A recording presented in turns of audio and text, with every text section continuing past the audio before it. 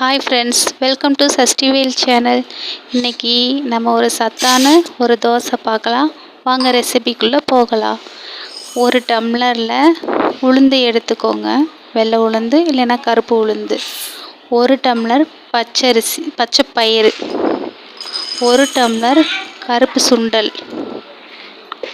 அதில் ஒரு டீஸ்பூன் அளவுக்கு வெந்தயம். இதை ஒரு 5 மணி நேரம் நம்ம ஊற வச்சுக்கலாம். அவ்வளோதான், ஒரு ஸ்பூன் போட்டால் போதுங்க. இப்போ நம்ம ஒரு 5 மணி நேரம் ஊற வச்சுட்டு பாருங்கள், இப்போ நல்லா ஊறிடுச்சு. ஊறினதுக்கப்புறம் நம்ம மிக்ஸி ஜாரில் போட்டுட்டு நான் 2 பேஜாக அரைச்சிக்கிறேன். ஃபஸ்ட்டு பேஜில் நான் அரைச்சி வச்சுட்டு 2வது பேஜ் நான் எடுக்கிறேன். அதில் எனக்கு காரத்துக்கு தகுந்த மாதிரி வரமிளகா ஒரு 4, பூண்டு ஒரு 4 பல், தேவையான அளவு உப்பு, ஒரு அரை டீஸ்பூன் சீரகம். இதெல்லாம் நல்லா கொரன்னு அரைச்சிக்கோங்க. உங்களுக்கு காரம் அதிகமாக வேணும் அப்படின்னா நீங்கள் இன்னும் ஒரு 3, 4, 5 சேர்த்தே போட்டுக்கலாம். நாங்கள் காரம் அந்தளவுக்கு சாப்பிட மாட்டோம். அதனால் நீங்கள் நான் 3 வரமிளகா போட்டிருக்கிறது இப்போ ஒரு நார்மல் தான். நீங்கள் வேணால் இன்னும் ஒரு 5 கூட போட்டுக்கலாம், நல்லா காரம் சாப்பிட்றவங்க.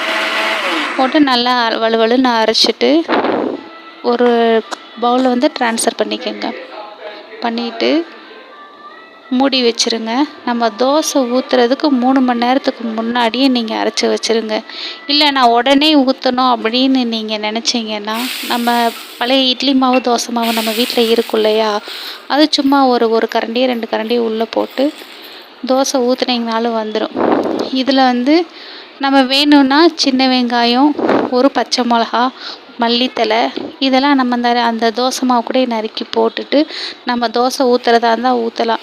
எங்கள் வீட்டில் ஒரு குட்டீஸ் இருக்கிறனால அதெல்லாம் எடுத்து போட்டுருவான், சாப்பிட மாட்டான். அதனால் நான் ப்ளைனாகவே ஊற்றிக்கிட்டேன். இந்த மாதிரி ஊற்றிட்டு நல்லாயிருக்கும்.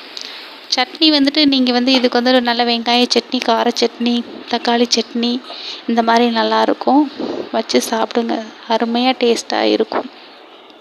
நான் தோசை ஊற்றிருக்கிறேன்.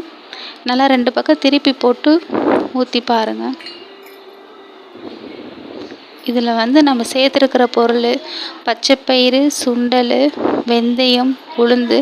இது 3மே நல்ல ஹெல்த்தியான ஒரு ரெசிபி தான். நீங்கள் ஒரு நாள் ட்ரை பண்ணி பாருங்கள், நல்லாயிருக்கும். நான் என் ஃப்ரெண்டுகிட்டெல்லாம் சொன்னேன், நல்லாயிருக்குன்னு சொன்னாங்க. அவங்க செஞ்சு பார்த்தாங்க, நானும் செஞ்சு பார்த்தேன். அதுக்கப்புறம் தான் நான் வீடியோவில் போடுறேன். நீங்கள் செஞ்சு பாருங்கள், உண்மையிலே சூப்பராக இருக்குது ஃப்ரெண்ட்ஸ். செஞ்சு பாருங்கள். இப்போ தோசை எடுத்து பிளேட்டில் வச்சுட்டேன். சட்னி ஊற்றி சாப்பிட்டு பார்க்குறேன். நல்ல டேஸ்ட்டாக இருக்குது, சுவையாக இருக்குது. உங்களுக்கு இப்போ பாருங்கள், நான் பிச்சை காட்டுறேன் பாருங்கள் ஃப்ரெண்ட்ஸ், நல்லா தான் இருக்குது. இல்லை உங்களுக்கு முறுமுறுன்னு வேணும்னு நீங்கள் நினச்சிங்கன்னா நல்லா கிறிஸ்பியாகவும் நீங்கள் ஊற்றிக்கலாம்.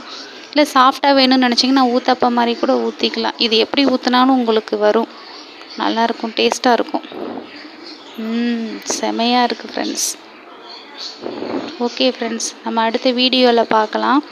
இந்த வீடியோ உங்களுக்கு பிடிச்சிருந்தா எனக்கு லைக் பண்ணுங்கள், ஷேர் பண்ணுங்கள், கமெண்ட் பண்ணுங்கள் ஃப்ரெண்ட்ஸ். பாய்.